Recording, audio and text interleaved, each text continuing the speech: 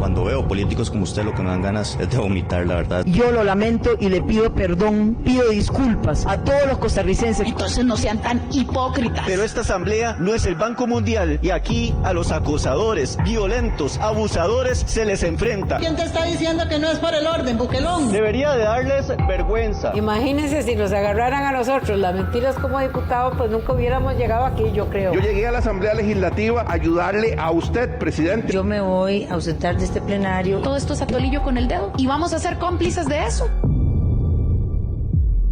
Delfino.cr presenta Curul en llamas, cubriendo y sufriendo la Asamblea Legislativa, porque alguien tiene que hacerlo. Hola queridos escritores de Delfino.cr, bienvenidos a un nuevo programa de Curul en llamas, el podcast semanal donde les comentamos los temas más relevantes e irrelevantes de la Asamblea Legislativa. Les saluda Luis Merigal desde el 28 de febrero del 2025, como siempre en compañía de... Espero que todas y todos estén muy bien. Los temas para esta semana, vamos a hablar de los vetos que ya dio el Ejecutivo, los vetos que se vienen. Al parecer es la nueva táctica del Ejecutivo para evitar proyectos de ley, así como de la discusión que se generó en una sesión de trabajo de la Comisión de Asuntos Sociales sobre el proyecto que pretende sacar a los organismos internacionales de la ley de contratación pública, así como de los pleitos que se presentaron esta semana en el plenario legislativo, la solicitud de renuncia que hicieron 31 congresistas a la ministra de la Condición de la Mujer, doña Cindy Quesada, así como de la convocatoria a la próxima interpelación al canciller por el tema de la posición de Costa Rica en torno al conflicto en Ucrania. Y nuestras secciones Pregúntele a Lucho y las mejores y peores propuestas de la semana. Pero empecemos por los vetos. Vamos a hablar de 4 vetos. 2 que ya se presentaron. Y 2 potenciales. 1 que ya se advirtió que va a venir y 1 que dice Lucho que debería venir por errores en el procedimiento. Empecemos con el más viejo de todos, el proyecto de vuelos baratos. Ya sabemos, lo mencionamos la semana pasada, ya fue vetado. Sin embargo, esta semana lo que no se pudo hacer fue votar el resello porque la oposición no tenía los votos garantizados el lunes, que fue el día que se acordó que se iba a discutir, entonces se pospuso esa discusión. Lucho, al final, ¿en qué quedaron? Porque recordemos que este era un veto en que se alegaron razones de conveniencia y oportunidad, que son el criterio discrecional del Ejecutivo, así como de constitucionalidad, lo cual lleva a 2 procedimientos separados hasta el momento. Sí, con ese tema. Van a decir que el día que no se logró votar, el oficialismo hizo una conferencia de prensa criticando esas tácticas, porque ya se había acordado verlo en esa fecha. Sin embargo, no se logró ver porque se realizaron varios recesos y se pasó a la segunda parte de la sesión, entonces el tema no se vio. Ellos realizaron una conferencia de prensa criticando eso y dijeron que en democracia hay que saber perder. Sería conveniente que ellos también aplicaran los mismos principios que pregonan. Sí, pero bueno, este jueves hubo reunión de jefaturas de fracción donde se acordó someter la votación el martes 11 de marzo. Sin embargo, el futuro de este proyecto es posiblemente el archivo, porque ha perdido fuerza el resello. Ya hay Nueva República, se salió del canasto, en palabras de don... Todos, voy a ponerlo en sencillo, los que sabemos que son precandidatos presidenciales y potenciales precandidatos presidenciales que no proponen esta medida, entiéndase Fabricio Alvarado, don Gilbert Jiménez y doña Carolina Delgado, dijeron que no estaban a favor de resellar el proyecto. ¿Por qué, Lucho? Yo lo que entiendo es que como es una reducción del impuesto de salida del país, ese impuesto tiene unos destinos específicos que están destinados a diversos lugares, diversas comunidades. Entonces ha habido ahí presión más que todo municipal para que no se apruebe ese tipo de proyectos. Ahora, dedicaría menos recursos. La realidad política es mucho más sencilla, es que no quieren que el Poder Ejecutivo, entiéndase Rodrigo Chávez, utilice sus votos en el resello en campaña contra ellos, diciendo que afectaron al sector turismo y a las zonas costeras del país. Por eso es que justamente quienes son candidatos presidenciales son quienes están diciendo no lo vamos a resellar. En todo caso, es cuestionable que este proyecto vaya a afectarlo porque ya estamos viendo una caída sostenida en el ingreso de turistas a Costa Rica, según una nota que publicó MAI ayer, me parece que fue. Llevamos 5 meses consecutivos Correcto, aquí es importante... Meses consecutivos en los que la cifra de turistas que ingresan al país en ese mes es inferior a la de ese mismo mes en el año previo. Y aquí hay que hacer una anotación técnica porque al parecer hay gente que no comprende lo elemental de esa expresión. No entiende el concepto interanual. Exacto, a ver, sí, pero bueno, es que alguien dijo 5 meses y apenas llevamos 2 en el año, Jesucristo resucitado. Exacto. Entonces la caída viene desde 5 octubre. meses consecutivos, es desde septiembre a enero. Septiembre. Entonces se está comparando septiembre de 2024 con septiembre de 2023, septiembre, Correcto. octubre, noviembre y diciembre del 2024 con el de 2023. Correcto. Y ahora se compara enero y febrero, bueno, febrero todavía no está, Febrero, enero, los datos. con enero de 2025 con enero de 2024. Correcto, ahora aquí hay que hacer una aclaración importante porque hay una distinción entre la totalidad del 2024 y la tendencia que estamos pasando en este momento, que es importante aclarar. En este momento, es cierto, y digamos, el Ejecutivo ha dicho, y eso es verdad, que durante el 2024 por la vía aérea entraron más turistas que en 2023 y que en años de pandemia. Eso es verdad. Lo que pasa es que en 2024 se consiguieron esas cifras porque el primer semestre del año tuvo un crecimiento significativo en comparación con años anteriores. Eso no deja de ser cierto que también a partir de septiembre esta tendencia de crecimiento que traíamos por 41 meses consecutivos desde que se superó la pandemia, desde que se superó las cifras de cierre de fronteras, que empezó en abril del 2021, empezamos a tener nuevamente crecimientos interanuales. Fueron 41 meses consecutivos de crecimiento, donde todos los meses crecían más que el mismo mes del año anterior. Esa tendencia se revierte en septiembre, lo cual hubiera sido un dato anecdótico estadístico, de no ser porque ya son 5 meses consecutivos en que se sostiene esta situación. Y además esto avisa, digamos, si en 2024 crecimos por el primer semestre, tener una reducción en enero, que es temporada alta, es un mal vaticinio para el sector porque significa que las cifras de aquí, digamos, enero es como de los mejores meses, de aquí solo va para abajo el resto del año. Correcto. Entonces, ambas cosas son ciertas. Ese es el side note respecto al tema de turismo. Entonces, ese proyecto se vota el veto el 11 de marzo. Tentativamente no va a haber resello. Pero, sin embargo, en política todo es posible. Veremos cómo se desempeñan los números. El segundo veto se presentó este viernes, antes de que grabáramos. Hoy en la mañana no fue un veto a la ley de la Unidad Social Cristiana impulsada por el PUSC para obligar al Poder Ejecutivo a que reglamente las leyes. En realidad no es para obligarlos, es para sancionarlos si no los reglamentan en el plazo. Para poner sanciones si incumplen el plazo de emitir los reglamentos de las leyes. En este caso se alegó, valga decir, que el veto era igual mixto, o sea, oportunidad, conveniencia y constitucionalidad. Sin embargo, en la lectura del veto que hicimos, solo hay argumentos de inconstitucionalidad. Entonces llevaría va para la sala, el trámite, que significa que si la Asamblea no acoge los argumentos, tiene que enviarlo a la sala para que la sala revise. Ahora, revisando el veto por encima, hay un problema. Yo creo que el veto tiene razón, tiene sentido. Y lo que el Ejecutivo dice es que si bien el título del proyecto es Ley para garantizar la reglamentación de las leyes por parte del Poder Ejecutivo,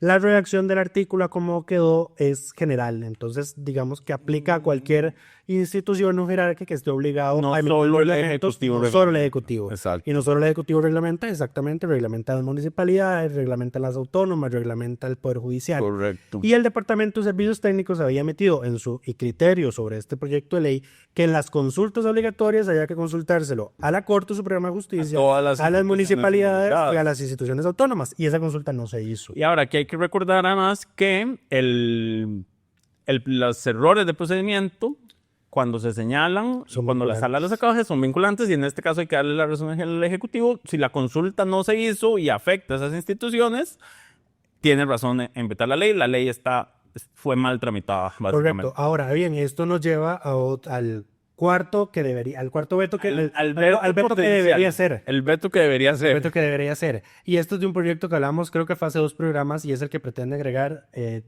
dos integrantes. LIPRO, al Colegio de Licenciados y Profesionales en Ciencias y las Letras, creo que es, al Consejo Superior de Educación. Hablamos de ese proyecto, lo que no mencionamos fue que el proyecto tiene una medida accesoria, y es que modifica la ley del Consejo actual que dice que la Universidad de Costa Rica tiene un asiento permanente en el Consejo Superior, y ese proyecto de ley, además de darle un asiento a Colipro y reintegrar un puesto más para exministros, le da ese puesto a Conari. Y ahí hay un tema también de que no se le hizo la consulta a la Universidad de Costa Rica. Entonces, este proyecto debería vetarse, porque la Constitución Política dice que las universidades deben ser consultadas En los proyectos, sobre los correcto. proyectos de ley en materias de su competencia. Contrario. No califica la votación, Exacto. no se requieren 38 votos para apartarse del criterio, pero tiene que haber una consulta. Y no sé, y vamos a ver, sí se le consultó a la universidad, pero se le consultó el texto base, y el texto base no hacía ese cambio. Ese cambio se hizo vía moción antes del dictamen. Entonces salió el proyecto dictaminado, se hizo ese cambio y meter el colipri y un puesto más de exministro, y no se mandó a consultar el texto nuevamente. Y Servicios Técnicos hizo un informe técnico advirtiendo que por ese cambio tenía que mandarse a consulta a la Universidad de Costa Rica y no se hizo. Este proyecto se votó en una comisión plena en segundo debate, está esperando sanción del Ejecutivo y esto confirma la tesis de May, repetida en todos los programas, de que en las plenas solo salen basuras. No es que, a ver, voy a reformular lo que dijo porque eso no son las palabras que yo uso, pero en las plenas los proyectos salen mal. Salen con errores porque no ponen atención y pasan las cosas. El de la reglamentación salió de plenario, así que tampoco. Sí, o sea, pero bueno. Y el otro eventual veto que se viene es el que reduce el un proyecto impuesto que se aprobó esta semana. El proyecto del Frente Amplio que reduce el monto mínimo que tiene exento, no, que aumenta el monto mínimo que tienen exento de pagar impuestos sobre la renta los trabajadores independientes. de menores ingresos. Recordemos que en Costa Rica hay dos sistemas, dos clases de personas, por lo menos, las asalariadas y las trabajadoras independientes. Las asalariadas tienen una escala mensual por la que se les cobra renta, cuya exención empieza en los 890,000 colones, o sea, hasta ese monto está exento. Las personas trabajadoras independientes se les cobra anualmente y cuando se mensualiza ese monto, el monto es de 300,000 colones mensuales. 343,916. Entonces, todo trabajador independiente con ingresos mensuales por encima de eso tiene que pagar impuestos sobre la renta. Diferenciación que valga mencionar sobre esa diferencia de tratamiento a trabajadores asalariados o independientes se abordó de otra manera también en una acción de inconstitucionalidad que resolvió la Sala Constitucional la semana pasada sobre el tema de las cotizaciones al Seguro de Salud y al IBM, porque también ahí hay escalas diferentes. Correcto. Los asalariados cotizan diferente que los trabajadores independientes. Se había presentado una acción de inconstitucionalidad en el 2017, que se resolvió hasta la semana pasada, se declaró sin lugar. Correcto. Entonces, a simple vista, ese tratamiento diferenciado está correcto. El reclamo es más que todo porque en los trabajadores independientes, a nivel de cotizaciones de la caja, solo aportan dos, no aporta el patrono, obviamente, aporta el trabajador independiente y aporta el Estado. Correcto. Lo que ocurre es que en esos casos, los trabajadores independientes se ubican según su nivel de ingreso en 5 categorías. Y ahí Dependiendo de esa categoría, conforme más sea su ingreso mensual, usted paga un porcentaje más alto y el del Estado decrece. Correcto. Al punto de que la última categoría prácticamente el Estado no aporta nada. Correcto. Entonces, de hecho, hubo dentro de los acuerdos que se habían impugnado en esa acción, valga mencionar, llegó un momento en el que el Estado no aportaba nada, aportaba cero a la última categoría de ingreso, pero lo que pasa es que son como de 8 millones de colones en adelante hasta los 999,999,999. Pero bueno, entonces, este proyecto también es posible que se vete y... Ahora bien, este sí sería... A ver, pueden inventarse la razón que quieran. No dijo que va a ser un veto parcial, si no me equivoco, que dijo en una entrevista. Me imagino que lo que va a querer es que esa pérdida recaudatoria que se estima, no por Hacienda, sino por alguien a quien mandaron a preguntarle, se estima, déjeme, porque por acá lo tenemos en la nota, creo que eran 17,000 millones de colones anuales. O sea, no era un monto tan grande. Aquí lo tengo. Vamos a ver qué fue lo que dijo Noguin. Sí, no lo... Sí, 7,000 millones de colones. Y eso en realidad fue uno de los argumentos que se usó en la consulta que se hizo en la Sala Cuarta sobre ese proyecto, que se había mandado a consulta, y la Sala dijo que no, que sí, no lo que dijo Nogui fue: estamos dispuestos a aumentar el mínimo exento, pero con una redistribución del... Ahora bien, aquí hay que mencionar algo. El proyecto del Frente Amplio pretendía eso. El proyecto del Frente Amplio originalmente establecía una reducción de... O sea, los trabajadores independientes de menores ingresos no pagan quedan exentos. Sin Los embargo, de los que mayores ya hoy ingresos. pagan, los de mayores ingresos, Correcto. entonces deberían pagar más. Sin embargo, obviamente ahí la Asamblea No estuve de acuerdo porque la mayoría son trabajadores independientes. no estuvo de acuerdo. Ahora bien, esto sería interesante ver cómo lo va a votar el FA, si el veto es así parcial, porque técnicamente Hacienda lleva razón en que hacer ese cambio traería mayor progresividad al sistema tributario, cosa que es deseable y es lo correcto. Sin embargo, la Asamblea Legislativa tiene una posición de no más impuestos, ¿verdad? Es la posición mayoritaria. Entonces habrá que ver cómo se distribuyen esos votos. Correcto, pero En pasemos. todo caso, primero tienen que ver si aceptan las razones y luego, si no las aceptan, resellar. Tienen que hacerse 2 votaciones. Pasemos al siguiente tema, que fueron los pleitos de esta semana en el plenario. Bueno, el pleito principal se dio entre el cuestionado diputado social cristiano Leslie Bojorges, quien se puso a ofender a la bancada del Frente Amplio. Estaba en discusión el proyecto para pasar la UEI, la Unidad Especial de Intervención, al Ministerio de Seguridad Pública. Y don Daniel Vargas se sacó... No, eso fue antes. Estaba en discusión otro proyecto antes. Y don Daniel Vargas se sacó ahí un discurso refiriéndose al Frente Amplio como el Partido de los Comunistas, los de la izquierda y toda la cosa, un discurso digno de la Guerra Fría. Entonces don Jonathan y don Ariel mencionaron que esos discursos no sirven para nada y pusieron como por ejemplo ese proyecto, y otros proyectos, digamos, que en materia tributaria han presentado que ayudan al sector privado. Correcto. Entonces ese discurso de ustedes ya no cabe. Y además acusaron a don Daniel de estar leyendo el discurso. Y como era un discurso con argumentos añejos, le dijeron, seguro ese discurso lo tenía guardado ahí en una gaveta de hace 50 años y está todo amarillento. Entonces sí, todo este proyecto empezó por el color de las hojas de un discurso y si estaba impreso o no. Así de ridículo. No leía de hojas. Así de ridículo se ha vuelto la discusión política en la Asamblea Legislativa. Pero Entonces, don Daniel respondió que no, que eran hojas blancas, que la tinta olía recién y aquí estaba el lapicero y que eran notas hechas a mano. Ridículo. Y en un momento determinado, don Jonathan interrumpe fuera de micrófono, a lo que don Leslie Borges se levanta y empieza a pegar 4 gritos diciendo: si hay alguien que ha dicho que es una falta de respeto hablar fuera de micrófono, ese ha sido Jonathan. Y doña Rosalía Brown, que es la diputada de Nueva República, la vicepresidenta, que estaba presidiendo en ese momento la sesión, en lugar de regañar a Jonathan, regañó a Leslie. Le digo: Leslie, por favor, respeta que está hablando su compañero. Ahí se acabó la hora de discusión de ese proyecto de ley que se está viendo, que era el de los médicos especialistas. correcto. Y se pasó al proyecto de la UEI, pero don Daniel no había terminado de hacer su última intervención por la alusión. Se quedó de pie haciendo el papel, pidiendo: ¿por qué me corta la palabra? Al parecer, para él es normal que don Rodrigo Arias le corte la palabra si ya esto fue suficiente, pero sus aliados de Nueva República que le corten la palabra, jamás, ¿cómo se le ocurre? Y le dijo: ¿pero qué le pasó, doña Rosalía, que me quitó el uso de la palabra cuando lo estaba haciendo, etcétera?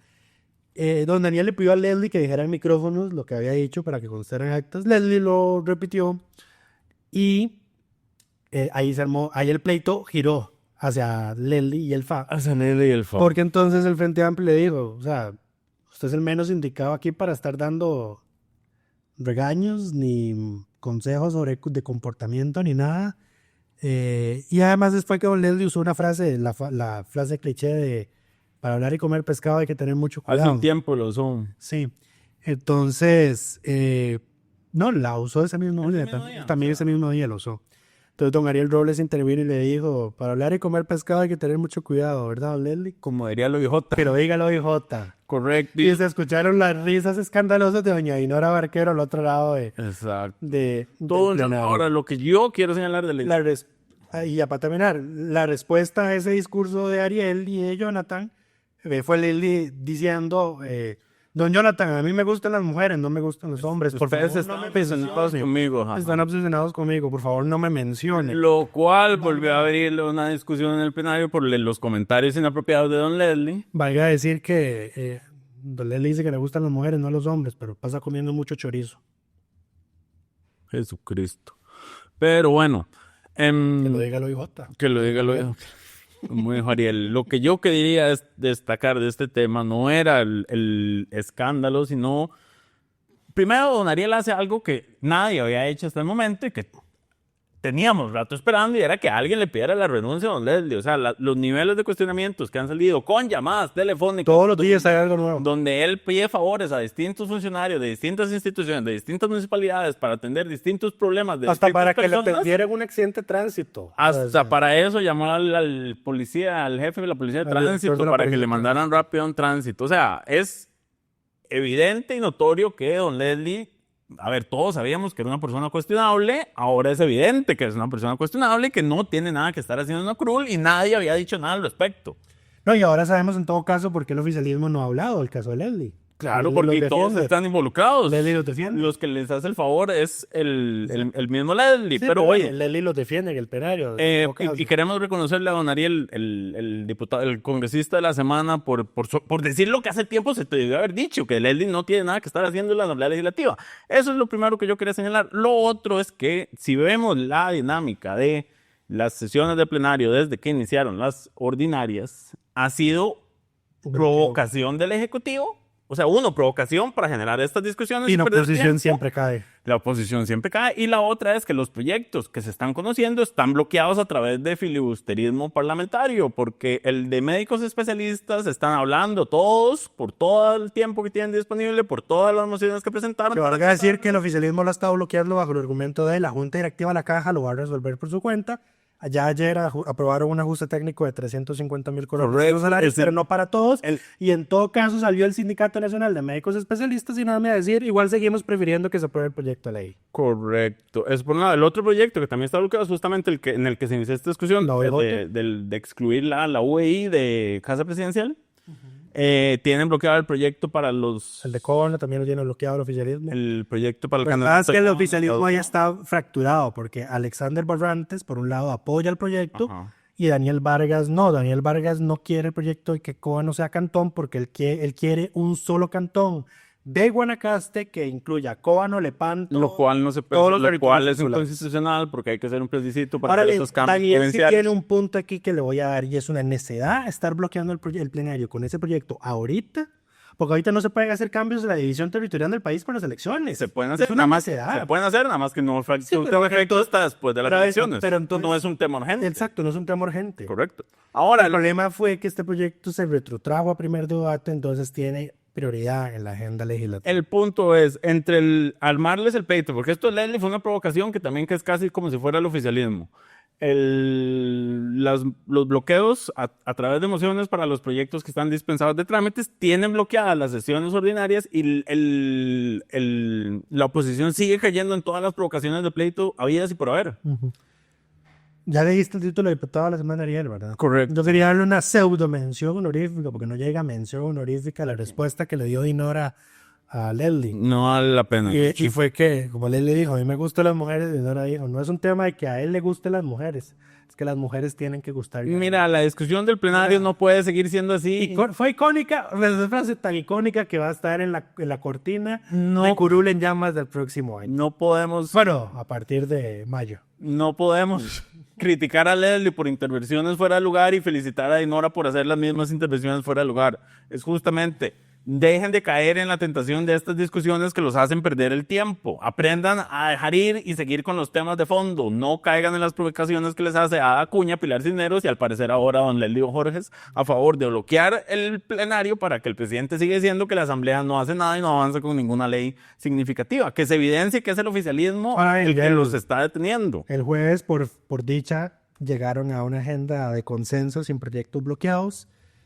Aprobaron me imagino todos los benemeritazgos que van a aprobar. Aprobaron varios en primer debate, proyectos sustantivos, algunos son más que todo para retrotraerlos y cambiarlos. Por ejemplo, el de ya para que la gente con enfermedades terminales o graves pueda retirar el drop sin necesidad de estar yendo a la sala constitucional. Se aprobó en primer debate, pero se va a retrotraer porque el liberal progresista atinadamente hizo una observación de que no se contempló, por ejemplo, el caso de una persona que del todo no puede movilizarse o hacer algún tipo de gestión, entonces tiene que haber algún tercero que haga la gestión. Entonces, para eso se aprobó ese proyecto en primer debate, o sea, ya es un avance, pero se aprobó para retrotraerlo y hacerle un cambio muy, muy puntual. Muy bien, pasemos al siguiente tema, que es que la Asamblea Legislativa aprobó una moción para solicitar la renuncia a la ministra de la Condición de la Mujer, Cindy Quesada, que recordemos que Cindy no solo es una ministra sin sin cartera. Que es una ministra sin cartera. Es también una ministra sin presidencia ejecutiva, porque los ministros sin cartera son aquellos, usualmente presidentes de ejecutivos de instituciones autónomas o de instituciones que tienen rango de ministro. ¿Quiénes están ahí? Está el ICT, está el ICODER, está el IMAS. No, el ICODER sí existe. ¿Tiene rango de ministro? O sea, el presidente ejecutivo del ICODER es el No, el Ministerio del Deporte sí existe, ¿no? No existe. Producción dice que son diferentes. ¿Son diferentes? No, yo sé que son diferentes, pero el Ministerio del Deporte y la Recreación sí existen formalmente. ¿Y no tienen? No tiene cartera, yo le dije. Bueno, el IMAS, doña Yoleni León, es la presidenta ejecutiva del IMAS. Ministra de Desarrollo Social. En Desarrollo e Inclusión Social, y el INAMU. Pero en el INAMU, doña Cindy no es la presidenta ejecutiva. Aquí hay que retrotraernos a lo que ocurrió en mayo con doña Cindy, y fue que el gobierno inicialmente la anunció como presidenta ejecutiva del INAMU. Correcto. Se dieron cuenta de que no tenía ni la experiencia ni los atestados, tenía los requisitos para ser la presidenta del INAMU. Ese puesto tiene requisitos por ley establecidos, entonces la nombraron ministra de la Condición de la Mujer. Entonces hay dos personas que tienen puestos. Hay una presidencia ejecutiva del INAMU y una ministra de la Condición de la Mujer, que no tiene ministerio ni institución que dirigir. Ella, según inicialmente, fue nombrada en una plaza asesora de presidencia. Como le dije a una diputada en una conversación que estábamos teniendo, es una ministra, es una asesora con un título de cargo público pomposo. Básicamente, pero bueno, el tema, ¿por qué esto es importante? Porque la señora ministra se presentó al plenario antes de que votara la moción. Y ¿Qué moción? La moción para que solicitándole la renuncia y criticándola por la falta de acción del Poder Ejecutivo en el tema de la crisis de femicidios que atraviesa el país. Ella se presentó porque, recordemos, la Constitución dice que los ministros se pueden presentar en cualquier momento al plenario para hablar, y no para votar nada, digamos, sino para referirse al plenario. Artículo 145. Exacto, pero... Doña Rocío Alfaro Molina, la subjefa del Frente Amplio, le dijo a don Rodrigo Arias, yo creo que eso no le aplica a los ministros sin cartera. Y don Rodrigo Arias se plegó a ese criterio. Mira, el servicios técnicos le pasó algo ahí. Y yo digo que ese criterio se lo inventaron. Sí, porque la Constitución no hace ninguna distinción. Sin embargo, sí me parece que hay razones válidas para denegarlo. Mira, o sea, es más la razón técnico-legal que dio Arias de que son ministros que al final no tienen responsabilidad administrativa ni nada de eso, válido. Por otro lado, puedo pensar en cualquier presidente puede nombrar a cualquier persona ministra para que esté llegando a joder a la sesión de plenario. Y en todo caso, esa cosa debería regularse, porque es una táctica también de obstaculizar a la asamblea, el trabajo de la asamblea puede ser de que lleguen los ministros cada vez que les dé la regalada gana. De hecho, ya ha pasado en este gobierno que han llegado varias veces a pedir que lo reciban y no lo reciben porque no tienen... Porque ya la agenda está predefinida, ya hay otras cosas que tienen que hacer. Y doña Rocío lo que dijo fue que seguro doña Cindy estaba pensando que era una moción de censura. Que aquí es una pregunta válida. Si no pueden llegar a hacer uso de la prerrogativa del 145 de la Constitución, yo también diría que entonces no pueden ser censurados los ministerios sin cartera. No sé qué opinas vos. Mira, me parece que deberían ser a las 2 vías. Yo me referiría a los ministros sin cartera. ¿Tienen inmunidad? No. ¿No tienen inmunidad? No. No, y hay un criterio reciente o sea, tan es así que el Tribunal Supremo de Elecciones recientemente, en una denuncia por beligerancia política, dijo, esto lo tiene que ver la sección especializada, no un magistrado, porque esta persona no es un ministro sin cartera. Sí, no, entonces yo digo que no están cubiertos. Si no tienen inmunidad, tampoco tienen el privilegio de llegar a hablar al plenario. Y no pueden ser censurados. Un ministro sin cartera no podría ser censurado bajo esta lógica. Si no lo dejan hablar en el plenario... me parece que es un tema de justicia. Correcto. Ahora, tampoco se aprobó una moción de censura. No. Y podrían ser interpelados también. No podrían ser interpelados. No. Sí, es que ese ministerio no hace actos administrativos. ¿sí? No existe. No habría nada por qué interpelar. Esto es un tema, digamos, tan sencillo como cuando un ministro no tiene cartera, por ejemplo, no puede presentar proyectos de ley junto con la firma. Cuando el Ejecutivo presenta un proyecto de ley, lo firma el presidente y el ministro del ramo. Si el proyecto, digamos, viene del INAMU, del Ministerio de la Mujer, lo tiene que firmar el Ministerio de la Mujer y el ministro de cartera del rango, o sea, una firma real, porque la del INAMU no tiene validez para convocar el Poder Ejecutivo. Que ahí puede ser gobernación y policía. Por lo general es presidencia. Siempre recurren a la presidencia. la presidencia como default. Pero sí. Sí, entonces sí, por ejemplo, incluso los decretos que se firman, digamos, lo firma el ministro sin cartera y un ministro de verdad. O sea, es que básicamente los ministros sin cartera no son ministros. Correcto, pasemos al... no, aquí hace falta mencionar algo porque... En la conferencia de prensa la ministra alegó que le hicieron bullying en... Que la metieron a un cuarto a hacerle bullying. Varias diputadas, entre ellas doña Katia, doña Montserrat y otras. Entonces, las dos pidieron a don Rodrigo que liberara los videos de las cámaras de seguridad para que vieran que ni la metieron en ningún cuarto ni le hicieron bullying. Qué cosa más terrible. En fin. Correcto. Pero bueno, las diputadas desmintieron eso y pidieron que se mostraran las cámaras para desmentirla. Para desmentirlo, exacto. Nos han pasado esos Pasemos al siguiente tema, que es justo hablando de interpelaciones. A quien sí llamaron a convocar para una interpelación fue al canciller debido a lo que sucedió en la Asamblea de Naciones Unidas. La Asamblea General de la ONU. Correcto. Miércoles. Publicamos en primicia, al parecer éramos el único medio costarricense que estaba viendo la sesión de la ONU. En ese momento estaba sesionando la Asamblea General de la ONU en la sesión especial de emergencia, la undécima. Siempre esos dos términos se me confunden. Exacto. La número 11, que se creó a raíz de la invasión de Rusia a Ucrania, que justo esta semana cumplió 3 años. Estaba previsto verse 2 resoluciones, una impulsada por Ucrania y medio centenar de países y territorios, incluido Costa Rica, como patrocinador, y una resolución unilateral impulsada por los Estados Unidos. Resulta y acontece que llegada la hora de votar la resolución de Ucrania, Costa Rica, a pesar de haber sido copartícipe de su redacción y darle impulso, se abstuvo de votarla. Correcto. Lo cual rompe la línea de votos que Costa Rica ha sostenido en la ONU desde el gobierno pasado y que se había mantenido durante este gobierno respecto a este tema. Recordemos además que el presidente de la República hasta conversó con Volodymyr Zelensky. Recibió una condecoración del gobierno de Ucrania por su respaldo a la integridad territorial de Ucrania. Correcto. Y vamos a ver, no es que la resolución de Ucrania era súper belicista ni nada. Vamos a ver, era... Vamos a ver, ¿qué es lo que contenía esta resolución? Condenar la invasión. Primero que nada, la ONU ha usado la terminología de invasión a gran escala, ¿verdad? La resolución de Estados Unidos no tenía eso.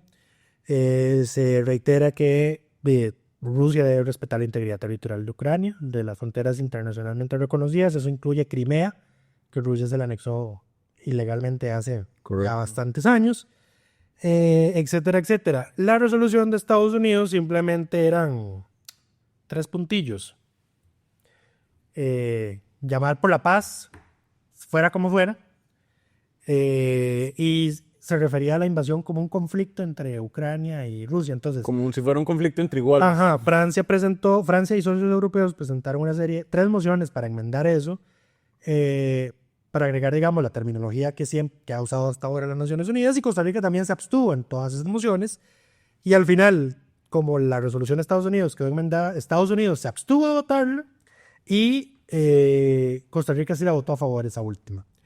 Obviamente, la nota que hicimos generó un escándalo, todos los expresidentes reaccionaron prácticamente, criticando lo que se considera un puñal por la espalda a Ucrania, obviamente influenciados por el cambio de política exterior que ha tenido Estados Unidos respecto a Ucrania y esta guerra, y que hoy ya vimos, antes de que estábamos grabando, el pleito que se hizo entre Zelensky y Trump en la Casa Blanca, verdaderamente penoso, lo que ha caído en nuestro hermano poderoso del norte, como le dijo el presidente Chávez.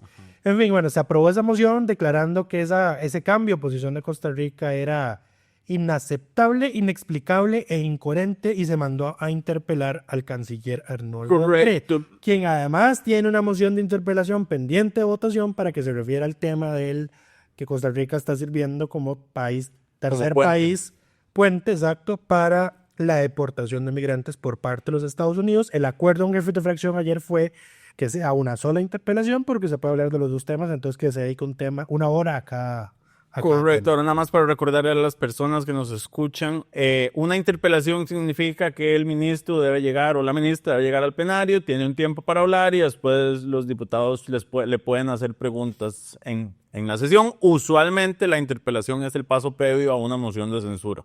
Correcto. Es el procedimiento tradicional. Pero no toda interpelación se acompaña de la censura. No todas terminan en una moción de censura, correcto. Ahora, lo que es importante recordar, porque también se estuvo malinterpretando después de este tema, fue el tema de la neutralidad perpetua de Costa Rica. Que la gente dice que como... ¿Quién es ese programa de don Luis Alberto Monge? De Monge, creo, sino de los 80s. Costa Rica en los 80s declaró su neutralidad perpetua. Tiene rango de ley, por cierto. Ya tiene rango de ley. Fue en el 2019, me parece. Lo cual la gente ha dicho, entonces, como tenemos neutralidad perpetua, no... Porque los chavistas buscan cualquier excusa para justificar todo lo que hace este gobierno. No podemos tomar bando en ningún tema. El tema es que nuestra neutralidad perpetua no es no tomar bando, no podemos tomar bando con el lado agresor. Tenemos que siempre respaldar... Ni siquiera moral. Exacto. Entonces, todas las manifestaciones... ¿A quién está siendo invadido, exacto, básicamente? Todos los actos que haga Costa Rica en el marco de conflictos internacionales que haya deben estar en el marco del derecho internacional. Correcto. Recordemos que por este caso... Y siempre temas de solución pacífica, porque, por ejemplo, no creo que Costa Rica pueda apoyar una fuerza pacificadora de la ONU, por ejemplo. Recordemos que por este caso, o sea, justamente por este tema se llevó a la sala constitucional al gobierno de Abel Pacheco, después de que respaldó la coalición para invadir Irak, y la sala dio la razón y estableció que... Sí, esa resolución es icónica porque... Un saludo a Roberto Zamora. Porque la sala le ordenó al gobierno de Pacheco. ¿Fue el gobierno de Pacheco? No, yo creo que fue después. El que la adoptó fue Pacheco, no sé cuándo salió la resolución. Sí, es que yo creo que el amparo salió mucho tiempo después. Eso es posible. O sea, se dieron cuenta después y se resolvió, creo que fue después. Pero en todo caso, lo icónico de esa resolución es que la sala le ordenó al gobierno de que hiciera las gestiones necesarias ante el gobierno estadounidense para que quitaran a Costa Rica de esa lista. Esa fue la orden de la sala en ese entonces. No, y además, después de que Chávez habló con Zelensky por teléfono esa vez y se emitió un comunicado de prensa, le metieron un amparo al gobierno sobre este tema y se alegó que se estaba violando la proclama de neutralidad perfecta. Y la sala dijo y el mismo gobierno dijo la proclama de neutralidad perfecta no se refiere a ese tipo de cosas. Costa Rica en este caso lo que está apoyando la creación de un tribunal internacional que juzgue los crímenes de guerra que ha estado cometiendo Rusia. Y eso estaba dentro del marco del derecho internacional. Y la sala le dio la razón al gobierno. Correcto. Entonces no pueden usar ahora la carta de es que tenemos que ser neutrales por esa proclama cuando el gobierno mismo ha dicho esa proclama no significa eso. Exactamente. Pero pasemos a la sección favorita del público, que es Pregúntele a Lucho. Les recordamos que pueden dejar sus comentarios y sus preguntas. Bueno, también sus comentarios, pero los comentarios no los leemos porque si no duramos todo el día. Los leemos, pero no los traemos. Las preguntas en los comentarios de Spotify, en los comentarios de YouTube, o enviarlas al correo my@delfino.cr. La primera pregunta es de Marta Romero, quien nos consulta si existen enlaces del Poder Ejecutivo en la Asamblea Legislativa de cada ministerio que den seguimiento a los proyectos de ley, o si es Presidencia quien coordina todo. O sea, Presidencia del Ministerio del Presidente. Hay instituciones, hay ministerios que tienen enlaces en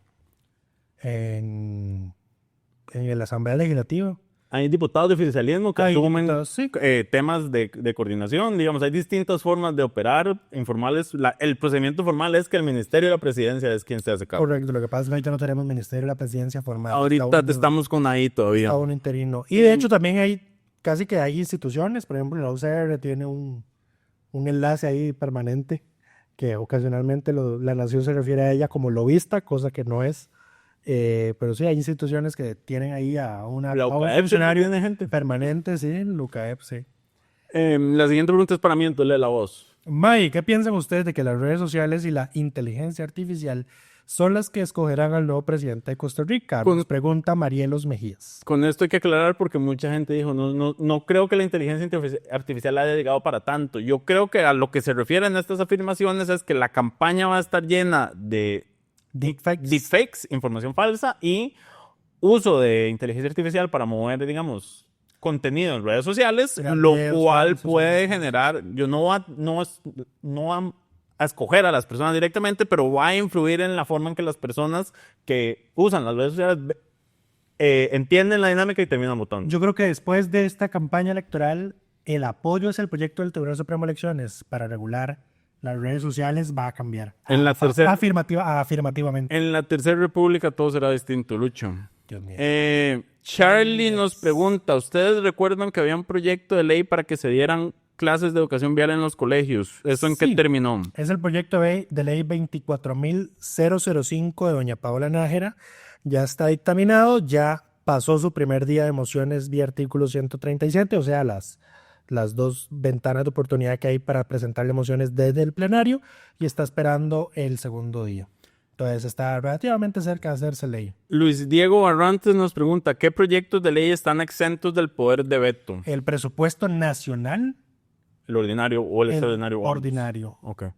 y las reformas constitucionales. Únicamente. Sí.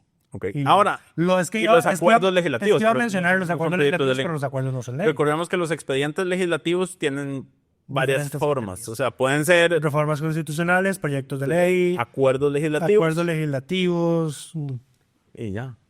Bueno, y mociones. hay, Bueno. hay varias más, investigaciones, bueno, sí, hay muchas categorías. Pero bueno, André nos pregunta, ¿qué mecanismos tiene la Sala Asamblea Gobierno en caso de que se dé una declaración unilateral de independencia de una unidad administrativa, provincia, cantón, distrito, suponiendo que sea como en el caso de Cataluña, o sea, de manera no violenta? Interesante pregunta. Ahí hay un problema, y es que en teoría eso sería sedición.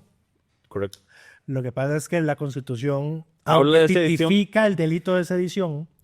El delito de sedición no existe en el Código Penal. Entonces no puede Lo ser más bien. cercano que existe, que podría tipificarse si ocurriera eso que ocurrió en Cataluña acá, es el... Digo que lo más cercano porque ni siquiera aplica por los términos en los que él hizo la pregunta de que es pacífico. Ajá. Es el delito de rebelión establecido en el artículo 301 del La Código rebelión Penal. puede ser pacífico. El problema es que el tipo penal de ese artículo, como está redactado, dice que la rebelión es en armas. Ah, ok. Dice, serán reprimidos con prisión de 2 a 10 años los que se alcen en armas para cambiar la Constitución, deponer algunos de los organismos del Estado o impedir, aunque sea temporalmente, el libre ejercicio de sus facultades constitucionales o su formación o renovación en los términos y formas Ahora, legales. vos sabes más de esto. No existe un... Estaría prevaricato, por ejemplo. Digamos, Una es disolución actuar en contra de la ley. Constitución no está en algún... Es que uno diría, sí, es que el Código Penal está la sección que llama delitos contra el orden constitucional, Ajá. pero no hay ninguno. Es que él habló específicamente de temas, De sedición. él habló de una sedición pacífica. No, el Código Penal la tipifica como una sedición violenta. Pues sí, complicado. Entonces, que San Carlos se Lo que, declare pasa es que rebelión una, pacífica lo que pasa es que una declaración de independencia no tiene pacífica efectos, no tiene ningún efecto real. O sea, el ministro de Seguridad va a ver eso y es como, ay, qué chistosa. Mándenle a los policías. Mándenle Pero ustedes son Mándale a la güey. Ustedes son pacíficos, nosotros no. Presidente, este se está pasando de gracioso, mándale a la güey. Amargo nos pregunta, ¿es válido interponer un recurso de amparo contra el proyecto de ley 22.709 sobre amnistía de pozos por su impacto regresivo en temas ambientales y en la construcción? Porque siempre es válido. Porque planea hacerlo una vez que se publique. Ahí está la clave de esa pregunta. No es un amparo, es una acción de inconstitucionalidad. Entonces tenés que esperar a que se publique la ley. Ahora, tienen que meter el amparo para que le digan que es acción de No, inconstitucionalidad o puede alegar... Puede alegar Intereses intereses difusos, que es la protección del ambiente sano y ecológicamente equilibrado. Ahora bien, si tiene un caso concreto en el que esa ley se haya aplicado, pero es que ahí está el problema. Porque entonces La ley tiene no que se puede esperar aplicar porque no está a que la reglamentada. ley se aplique, o sea, que se publique y se aplique en un caso específico, que se documente que hay un daño al ambiente y que ese sirva mediante el amparo para meter una acción de Ahora, la inconstitucionalidad. acción la puede presentar una vez esté publicada, aunque no esté reglamentada. Sí. Entonces sería lo mejor porque ni siquiera se ha podido aplicar la ley. Ahora, nos entró una consulta adicional por correo, bueno, por mensaje, por WhatsApp, y es sobre el proyecto de ley de modernización del sistema... Armonización del sistema eléctrico nacional que está estudiándose en la Comisión Especial de Energía. La pregunta de María del Pilar es, ya les digo... Fue una pregunta bastante larga. Ajá. Si la apertura a generadores privados y su posible impacto negativo en las cuencas hidrográficas, como pasó con la ley 7200, está contenida si el nuevo proyecto contempla restricciones para proteger las cuencas y si habrá regulación adecuada para evitar daños a comunidades ribereñas y el medio ambiente. A ver, a este proyecto entiendo que se le aprobó un texto sustitutivo que yo no he leído, pero que May sí leyó, pero en todo caso, lo que voy a decir es que ese tema no debería regularse ahí, en esa ley. Así que es probable que no lo tenga. Si me equivoco me decís, si lo tiene. Dudo que lo tenga. ¿Por qué? Porque esas cosas se regulan mediante las viabilidades ambientales, que están reguladas de otra forma. Las emite la Secretaría Técnica Nacional Ambiental. Vale mencionar además que hay ya 1 o 2 leyes que han declarado prohibición de levantar hidroeléctricas en determinados ríos o cuencas. Correcto. Para la protección del ambiente y de las comunidades. Entonces, no es un tema que deba meterse en esa ley, a mi parecer, porque sería inconexo, no tiene relación. Eso debería verse de otra manera. Y en todo caso ya está regulado con las viabilidades ambientales. Ok, lo que sí hace esta ley, yo no sé los efectos que tiene, el texto sustitutivo deroga por completo la ley que ella menciona, la 7200, que no sé si ahí está el tema. Generadores exacto. No, eso no está bien. Y lo que sí dice es que cualquier construcción de una planta que genere más de 5 megawatts de potencia de cualquier fuente renovable para autoconsumo requiere la autorización del MINAE. Y todo de abajo no. Las plantas de generación menores a 5 megawatts deberán sujetarse para su desarrollo a lo establecido en la Ley 10.086, que es la de promoción y regulación de recursos energéticos distribuidos a partir de fuentes renovables. Fue la única condición, restricción en relación a este tema que pude haber encontrado en el tema de que por lo menos el MINAE tenga que autorizar el uso, pero entonces vos decís que eso está en Setena. ¿Setena no se la querían volar? Ya se volaron su dirección jurídica. No, pero no había un proyecto de ley para... Es para quitarle la independencia administrativa, pero ya había decreto, le quitaron la dirección jurídica a Setena. En resumen, el texto sustitutivo está en la página del delfino.cr/inclinada asamblea por si quieren revisarlo, porque lo que le podemos decir es que eso era lo que encontramos que señala sobre ese tema de condiciones. Ese proyecto no va a salir, al menos en esta asamblea, en todo caso, el Frente Amplio tiene. Yo esperaría que no, pero bueno. Noticia de última hora, don Gilbert Jiménez ya presentó un recurso de amparo electoral ante el Tribunal Supremo de Elecciones. ¿No se le fue el plazo ya? No, ¿por qué? No, yo creo que se aplica supletoriamente lo que dice la ley de la jurisdicción constitucional, y es que vencidos los efectos del daño, uno tiene como 2 meses para presentar el amparo. Bueno. Como contexto, esta semana el Tribunal de Alzada, del PLN, dejó en firme una suspensión de la militancia de don Gilbert por 3 meses en el marco de un expediente administrativo sancionatorio que se le abrió por haber mentido sobre haber visitado comunidades damnificadas en la provincia de Guanacaste durante los incidentes de mal tiempo que tuvimos a finales del año pasado. Recordemos que le había dicho a Trivisión, sí, yo fui a visitar esas comunidades, le mandé una foto de otro evento, de cuando él era alcalde de Desamparados, lo agarraron en la mentira, le abrieron el expediente, y a don Gilbert lo sancionaron por no haber ido a la audiencia que dio el tribunal. Don Gilbert dice que le avisaron en diciembre y cuando vio la notificación ya había pasado la fecha, que pidió que lo volvieran a dejar presentarse y no le dieron tiempo y se elevaron el cargo. Fue que lo notificaron a su correo de la Asamblea Legislativa y lo notificaron el 24 de diciembre que ya estaba vacante. Yo siento que el tribunal debería darle la razón a Gilbert.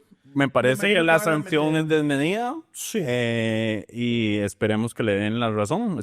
A ver, primero que nada, esperemos que el amparo de don Gilbert esté bien redactado. A ver, y aquí no es que estemos defendiendo a Gilbert. Todos aquí... yo el derecho a participación de él. No, bueno, o sea, el derecho a participar. Como bien Diego lo dijo, Liberación decidió hacer una convención abierta. Eso es lo que nosotros hemos denominado un daño autoinfligido. Vivan con las consecuencias de sus actos. Todos sabemos que Gilbert es un impresentable, no solo por el incidente que tuvo mientras era funcionario de la Comisión Nacional de Emergencias, sino porque su experiencia como alcalde tampoco es como que sea su mejor carta de presentación, sino porque como diputado también no es uno que tenga un muy buen desempeño, porque en todo caso todos sabemos que son los movimientos chavistas impulsando su candidatura para que el candidato de Liberación sea Gilbert y sea más fácil ganarle en las elecciones del 2026. Correcto. Pero bueno, esas son todas las preguntas por esta semana. Les recordamos que pueden dejarlas en los comentarios, en YouTube y en Spotify, por favor, en el episodio más reciente, porque si no se nos pierden. O enviarlas al correo may@delfino.cr. Pasemos a la última sección del día de hoy, que son las mejores y peores propuestas de esta semana, que tengo que decir que se volvieron locos. 26 proyectos de ley presentaron esta semana. Y no fueron solo chayotes, hay bastantes. Interesantes. Mira, ahí empecemos por este. Esto es una... Yo no lo voy a calificar de una idea. Esto es una idea mal planteada porque como se escribió el proyecto de ley ni siquiera cumple su objetivo. La diputada del Frente Amplio, Priscila Vindas, presentó un proyecto de ley para evitar lo que se conoce como el visa run. El visa run es que las personas extranjeras que están en el país con condición de turista, que usualmente es de 3 meses, pero puede ser de 1 mes, antes de que se vence ese plazo, salen del país por un par de días y regresan, y entonces tienen otros 3 meses de estadía.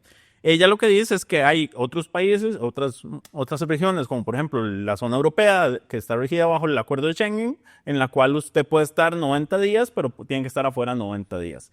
El problema con el proyecto, que es lo que yo creo que la gente, no sé quién asesora a esta gente, diría Diego, lo que redactaron es incluir en el artículo 91 de la Ley General de Migración que diga, vencido el plazo máximo de permanencia legal, la persona extranjera en condición de turista no podrá reingresar al país en la misma condición migratoria por un plazo de 90 días.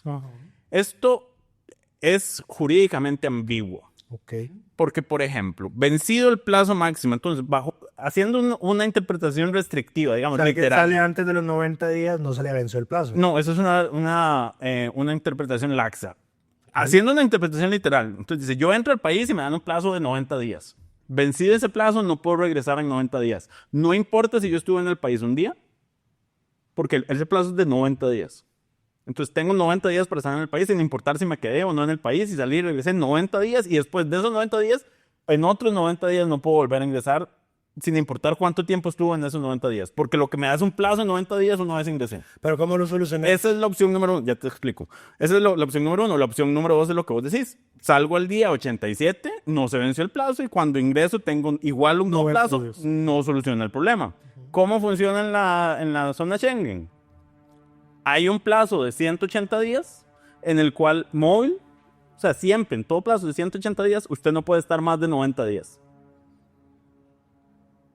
Entonces, no importa si yo estuve 1 mes y 2 meses no estuve y regreso 1 mes y 1 mes no estuve, solo puedo estar 1 mes. ¿Me explico? No. Mira, imagínatelo como una línea del tiempo. Aquí estamos hoy y aquí hay 180 días. Y esto se va moviendo todos los días. Dentro de este espacio de 180 días, nunca puedo estar más de 90 días. Así es como funciona en la zona Schengen. La representación gráfica fue excelente. Mira, noté que ocupaba la imagen. Es un tema... Me distrago la avioneta que fue sorpresiva. No, a ver, yo sé que es confuso, pero es un plazo móvil de 180 días y dentro de ese espacio siempre puedes estar 90 días, sin importar si son 90 días seguidos o distribuidos, entré y salí una vez. ¿Estados Unidos no tiene lo mismo? Estados Unidos tiene una situación distinta, me parece. No sé si es exactamente igual. Y en todo caso no es el mejor ejemplo de nada en estas circunstancias. Exacto. Pero bueno, más allá de eso, de que el proyecto no cumple el fin, la pregunta es, o sea, está mal redactado y además aumenta la multa por la permanencia en el país, que actualmente existe una multa a las personas que ingresan con condición de turista. ¿Y se quedan más de los 90 días? Se quedan más de los 90 días. Por cada mes que se quedan hay una sanción de $100. El proyecto propone elevarlo a $300. Ahora, ¿la multa se aplica por mes cumplido o es al día 91 le meten los 100? No sé cómo lo reglamentó Migración. Esa es una buena pregunta, pero es por mes en el que te quedaste, $100 de multa. Para nada, ese fue el titular que utilizamos y alguna gente lo criticó porque dijo como, lo que se quiere evitar es otra cosa, no esto. Y yo como, sí, pero es que no. Yo traté de titular sobre ¿Era eso o enfocar en que no saben redactar un proyecto de ley? Exacto. Yo traté, por lo menos eso sí lo hacía el proyecto, elevaba las multas. El otro tema está en la intención, pero no está en lo propuesto.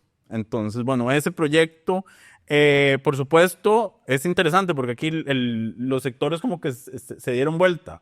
Porque entonces el FAC usualmente habla de la protección de los migrantes, a estos no, porque estamos pensando en migrantes con plata, pero también se verían afectadas todas las personas nicaragüenses que entran al país de forma irregular y se quedan en el país porque les aumentaría la multa. En fin, No sé, esto es parte del movimiento reciente contra la gentrificación. No me parece la medida...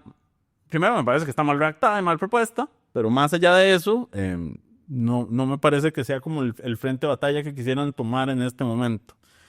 En fin, otro mal proyecto. Finalmente, el Poder Ejecutivo presentó el proyecto que anunció hace un mes para aumentar las penas por aborto. La diputada del Frente Amplio y 13 congresistas más presentaron una reforma constitucional para pagar la deuda con la caja. Me voy a ahorrar mis comentarios. El problema con esto, a ver, a mí me parece que la propuesta es loable. Lo que establece es que el gobierno tiene que presupuestar tiene que presupuestar por 20 años 200.000 millones de colones para el pago de la deuda con la caja acumulada al 2024. El principal problema, como con todo, es que no dice dónde va a salir esa plata. O sea, no le asigna una fuente de recursos. Entonces, esto es como el 8% del PIB. Y que además está contemplando que la deuda es de 4 billones de colones. Creo Y que luego va a seguir creciendo. O sea, no, pues dice que hasta el 2024. De ahí en adelante tienen que resolver a cómo negocien. El punto que quería ver es que esa deuda sigue creciendo. Por ejemplo, ayer estábamos viendo la sesión de la Junta Directiva de la Caja, donde estaban presentando el informe de liquidación presupuestaria del 2024 y presentaba el gerente financiero que tan solo el año pasado más de centenares de miles de millones de dólares más en deuda por contribuciones que el Estado no le pasó a la caja que tenía que pasarle. Correcto. Y el más grave de todos, o sea, no hemos hecho nota de eso y debemos hacerla. Ayer la gerencia la gerencia de pensiones anunció que ya el año pasado se usó la totalidad de los rendimientos por intereses de los fondos de pensiones para pagar las pensiones en curso. O sea, estamos a nada de empezar a usar la reserva, ¿verdad? Ahora bien, doña Marta Elena Rodríguez, que es la directiva de los sindicatos, quiso como medio... Le bajó... A ver, no se vio muy alarmante ese tema, pero dio un argumento ahí que dijo todavía falta que entre a regir la última parte del ajuste en materia de pensiones que había aprobado la Junta Directiva, que es que el sector patronal y el trabajador aumentan todavía aún más la cotización. Entonces hay que ver qué efecto va a tener, eso pero ya es alarmante, digamos. O sea, ya el hecho de que ya se haya usado toda la reserva de intereses y que vamos a nada, empezar a usar la reserva como tal, son señales de alarma. Al tiempo en el que, según el informe que presentó ese gerente, el Estado no pagó la cuota. No estaba, voy a explicarlo, voy a decirlo y luego lo explico. No está pagando la cuota que le corresponde como estaba a las pensiones, al régimen IBM. Y aquí lo explico de la siguiente manera. Cuando la Junta Directiva aprobó el último ajuste de aumento de contribuciones, el Estado dijo, yo no le voy a pagar eso porque usted no me consultó si yo tenía plata para pagarle ese aumento. Entonces el Estado es esa parte, la que no está pagando era la caja. Pero es deuda que sigue creciendo. Solo en el IBM fueron como 60.000 millones de colones, le comentó la deuda el año pasado, por obligaciones que el Estado no cumplió con darle a la caja. Pero bueno, ¿qué estás haciendo? Despidieron al director jurídico de Casa Presidencial por recomendar pagos indebidos a funcionarios. Entonces estoy pidiéndole a Alonso que sí pueda hacer la nota, porque estamos en vivo. Oh, wow. Accountability. ¿Quién lo diría? Mira, los despidos en este gobierno suelen ser por no seguir indicaciones, no por cometer errores. Entonces, dudas. En fin. Por pagos de dedicación. ¿Hasta cuándo? No voy a comentar. ¿Hasta cuándo? No voy a comentar. No, pero me refiero, o sea, ya es un tema tan sencillo, que es el colmo que van 3 gobiernos consecutivos que no le meten las patas. Esto, correcto. Dios mío. Otro proyecto que me llamó la atención, no lo he podido leer al fondo, pero es el Ejecutivo. Obvio, pero ¿leíste el comunicado? No he leído el comunicado, se lo pasé a Alonso. Aquí estamos en vivo. Vea, pero es que oigan la salsita de este párrafo del comunicado. Todas las resoluciones que llevaron a estos pagos contrarios a la ley fueron autorizadas por la exministra de la Presidencia, Natalia Díaz. Claro, es un despido electoral. ¿Ves lo que te dije? Ya la culparon a ella para tirarle en campaña. Seguimos en campaña desde Casa Presidencial. ¿Cuándo pasarán el proyecto de beligerancia? No, esto no es beligerancia. En fin, el Ejecutivo presentó un proyecto de ley para regular el aprovechamiento de energía geotérmica de baja y media entalpia. ¿Y eso qué es? Mira, no sé. Y lo que Entonces no lo hubieras mencionado. No, pero a mí lo que me llama la atención es que el Poder Ejecutivo presentó este proyecto de ley y no dijo nada al respecto en conferencia de prensa. ¿Media y baja? Entalpia. Entalpia. Ajá, o sea, es la regulación de geotermia. Dice, la media y baja entalpía Eso, gracias. son clasificaciones de la energía geotérmica que se basa en la temperatura del recurso. La entalpía es una magnitud termodinámica que mide la energía que intercambia un sistema con su entorno. El tema de la geotermia es que todo está en zona protegida, ¿no? Porque usualmente están en zona Por lo general, sí. Y en todo caso, esto es un comentario que no viene al caso, pero igual lo voy a hacer de todas maneras. Antes de seguir pensando en abrir más plantas geotérmicas, deberíamos terminar de arreglar hay una la que ya tenemos. de ahí de Miravalles que lleva años. Correcto. Hay años varada porque ahí tiene una falla en los vaporizadores y sigue sin arreglarse. Okay. Cada vez que reviso el informe del ICE sobre el desempeño del Sistema Eléctrico Nacional, Miravalles, unidad tal, falla en los vaporizadores creo que es desde 2018, que se jodió una cosa así y sigue sin ser reparada. Ok. En el último proyecto que vamos a mencionar. Espérate, y en todo caso, ¿dónde más vamos a meter? ¿Qué sería el Arenal? Pero es que ya toda esa zona donde puede sacarse esa vara está copada por hoteles carísimos. Dudas. Prometo pedirle a No vamos a abrir una geotérmica en el Turrialba. Prometo pedirle a Alonso que se lea el proyecto y haga una nota al respecto. Con qué tranquilidad lo dice. El último proyecto que quiero mencionar es una ocurrencia de Fabricio Alvarado, que presentó una reforma para crear un impuesto electoral del 13% que sustituye el IVA, pero con el gran pero de que este impuesto en periodo electoral los partidos políticos podrán usarlo para adquirir bienes y servicios sin que se requieran las facturas autorizadas por Hacienda. Vaya, era una nota de eso hoy. Exacto, y eso, bueno, hay muchas más propuestas, presentadas esta semana. Como siempre, pueden revisarlos en delfino.cr. Todas están disponibles. Barra inclinada asamblea, barra inclinada legislación. Ahí están todos los proyectos de ley. Antes de terminar, un último mensaje que casi me olvida. Un saludo feliz cumpleaños a doña Katia, mi madre, quien no cumple técnicamente hoy porque ella es de las personas que nace el 29 de febrero, pero hoy se le celebra, así que un saludo a mi mamá.